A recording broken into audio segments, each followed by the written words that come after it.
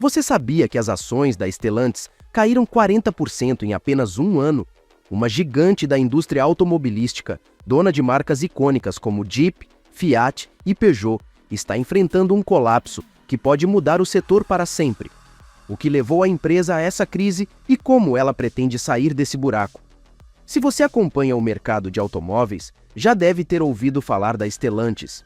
Criada em 2021, essa fusão entre Fiat Chrysler e PSA prometia revolucionar o setor, combinando mais de 20 marcas e alcançando líderes de mercado como Volkswagen e Toyota. Mas hoje, a empresa enfrenta desafios enormes: queda nas vendas, perda de qualidade nos produtos, estoques encalhados e uma crise de liderança. No início da década de 2020, o setor automobilístico enfrentava um cenário desafiador. Enquanto muitas empresas buscavam sobreviver à crise global, a Stellantis decidiu adotar uma estratégia ousada.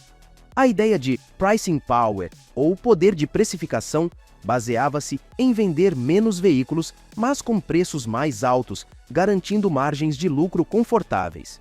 No entanto, o que parecia um plano brilhante logo revelou fragilidades estruturais. A lógica do pricing power era clara: aumentar os preços para cada unidade vendida e reduzir custos operacionais. No início, a abordagem foi altamente lucrativa. Durante os primeiros 2 anos, os balanços financeiros da empresa mostraram resultados impressionantes, com margens recordes em mercados como Estados Unidos e Europa. No entanto, esse modelo começou a enfrentar resistência quando os consumidores passaram a questionar o valor agregado dos veículos. A elevação constante dos preços coincidiu com um aumento global nas taxas de juros, que encareceram o crédito e tornaram o financiamento de veículos um grande obstáculo. Além disso, muitos compradores começaram a optar por marcas concorrentes, que ofereciam modelos tecnologicamente mais avançados e a preços competitivos.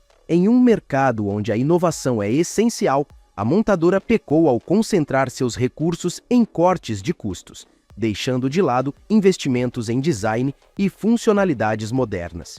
Outro ponto técnico relevante foi a dificuldade em manter um equilíbrio entre custo-benefício percebido pelos consumidores. Enquanto marcas premium conseguem justificar preços altos com tecnologia de ponta e design inovador, muitas das marcas do conglomerado, como Fiat e Peugeot, começaram a perder apelo.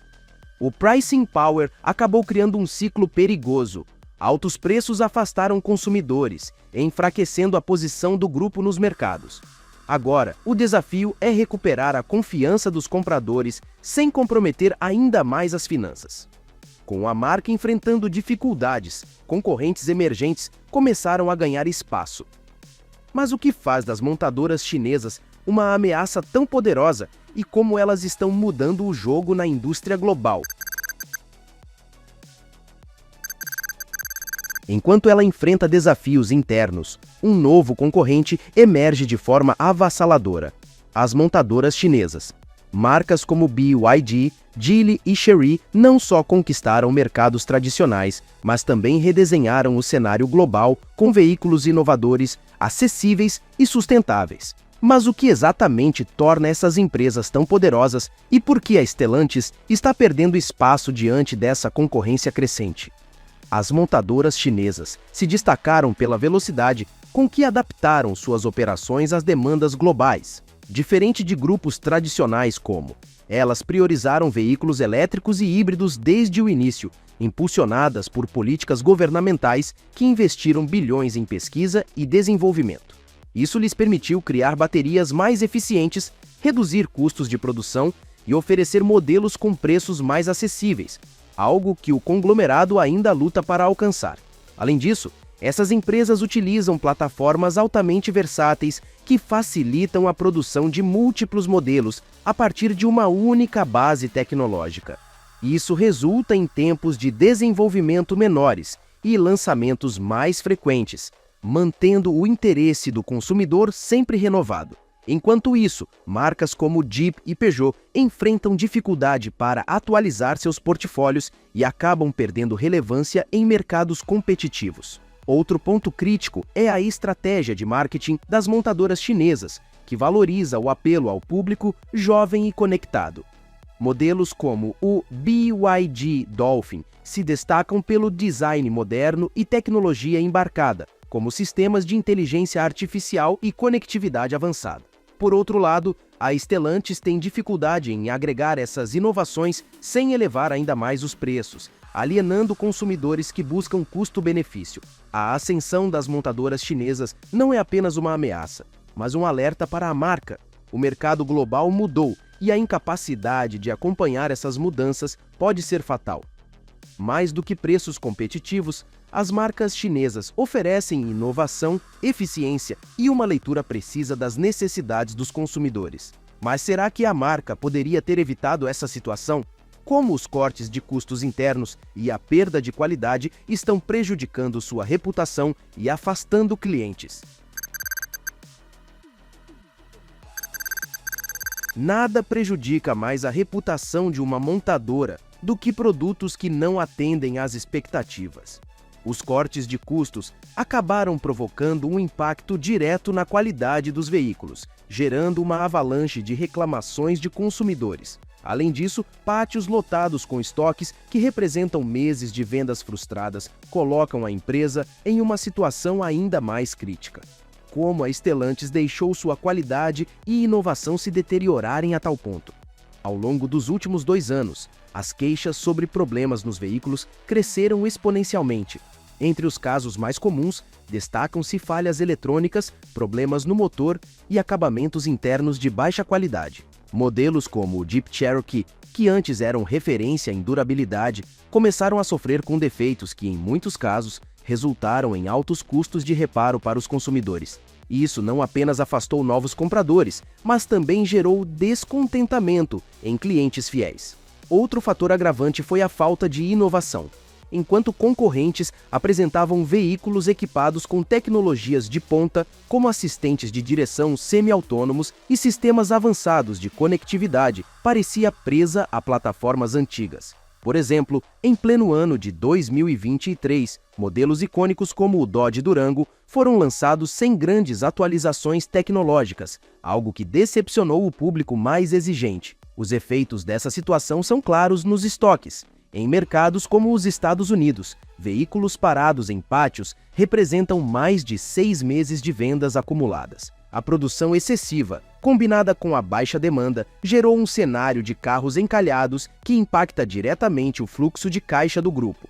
Para piorar, atrasos significativos no lançamento de modelos colocaram a empresa ainda mais em desvantagem frente aos concorrentes. A combinação de produtos com qualidade comprometida, falta de inovações tecnológicas e estoques excessivos criou um ciclo de problemas. Se a empresa não agir rapidamente para recuperar a confiança dos consumidores e otimizar sua produção, pode enfrentar consequências irreversíveis. Diante desse cenário crítico, será que a marca está preparada para competir no setor de veículos elétricos, que cresce a passos largos e enfrenta pressões regulatórias cada vez maiores?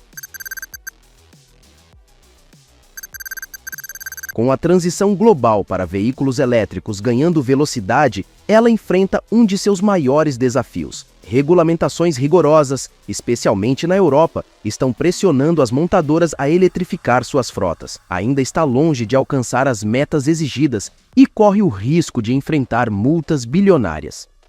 Como a empresa chegou a essa situação e quais são as implicações para o seu futuro? A União Europeia estipulou que até o ano de 2025, pelo menos 21% das vendas de cada montadora devem ser compostas por veículos elétricos ou híbridos. Em 2023, estava muito atrás dessa meta, com apenas 12% de suas vendas nessa categoria. A falta de um portfólio robusto de veículos eletrificados coloca o grupo em uma posição de desvantagem em relação aos concorrentes que já lideram o mercado. O modelo elétrico oferecido ainda representa uma pequena fração de suas vendas globais. A empresa também sofre com a falta de infraestrutura adequada em alguns mercados-chave, o que limita a adoção em massa desses veículos. Além disso, a dependência de baterias importadas de países asiáticos torna os custos mais altos e aumenta os prazos de produção, criando mais obstáculos para atender às demandas do mercado. Outro problema crítico são as multas regulatórias. Caso a empresa não alcance as metas impostas pela União Europeia, poderá enfrentar penalidades que ultrapassam 3 bilhões de euros. Esse valor representaria um golpe significativo nas finanças do grupo, especialmente em um momento em que já lida com quedas nas vendas e estoques elevados. A falta de investimentos consistentes em eletrificação e inovação tecnológica deixou a Stellantis vulnerável em um setor que exige agilidade e adaptação. A incapacidade de cumprir as exigências regulatórias pode não apenas impactar financeiramente o grupo, mas também prejudicar sua reputação no mercado global. Com tantos desafios técnicos e financeiros, a liderança da Stellantis precisa tomar decisões rápidas e estratégicas. Mas será que a saída de Carlos Tavares e a atual crise de liderança podem piorar ainda mais a situação? A saída de um líder pode abalar qualquer empresa, especialmente em um momento de crise. Carlos Tavares, o arquiteto por trás da fusão que criou a Stellantis, decidiu deixar o cargo de CEO em meio a fortes pressões internas e externas. Mas como essa decisão afetou a empresa e por que sua ausência deixou um vazio tão grande em um momento crucial para o grupo? Carlos Tavares era conhecido por sua habilidade em implementar cortes de custos e aumentar margens de lucro. Sua estratégia foi amplamente elogiada nos primeiros anos, mas com o tempo começou a atrair críticas severas. Muitos stakeholders e analistas acusaram Tavares de priorizar resultados de curto prazo às custas de investimentos em inovação, qualidade e sustentabilidade, áreas essenciais para o crescimento a longo prazo. Quando Tavares anunciou sua saída no final do ano de 2023, as ações sofreram uma queda imediata de 9%. Esse impacto revelou a dependência do mercado na figura de um líder forte para guiar o grupo em tempos difíceis. Além disso, sua demissão deixou a empresa em uma posição vulnerável, sem um plano claro para reverter os problemas acumulados. Atualmente, o comando interino está nas mãos de John Elkann, herdeiro da família Agnelli, que controla parte significativa do grupo. No entanto, Elkann enfrenta um cenário extremamente desafiador: vendas em queda, pressão regulatória e uma imagem desgastada junto aos consumidores. Enquanto o mercado aguarda o anúncio de um novo CEO, as dúvidas sobre o futuro da empresa só aumentam. A crise de liderança também afeta a confiança interna. Funcionários e concessionárias relatam incertezas sobre as próximas etapas, enquanto concorrentes como Volkswagen e marcas chinesas continuam a ganhar espaço. Sem uma visão estratégica clara, o grupo corre o risco de perder ainda mais relevância no mercado global. A saída de Carlos Tavares não apenas marca o fim de uma era, mas também expõe a fragilidade de sua estrutura de governança. O futuro do grupo agora depende de sua capacidade de encontrar um líder capaz de enfrentar os desafios do mercado, resgatar a confiança dos investidores e reposicionar a empresa em um setor em rápida transformação. Com tantas dificuldades acumuladas, será que a marca ainda tem chance de se reerguer e competir com gigantes como Volkswagen e Tesla? Ou o grupo está destinado a ser superado por concorrentes mais ágeis e inovadores? Me fala aqui nos comentários. E mesmo com todos esses fatos, você não está preparado para saber que a BYD planeja aumentar as vendas dos carros elétricos em mais de 10%. O mercado está em crise mesmo? Montadoras específicas estão crescendo cada vez mais. Então, se você ficou curioso com isto, clica no vídeo que está passando agora na sua tela, que eu te espero lá. Até o próximo!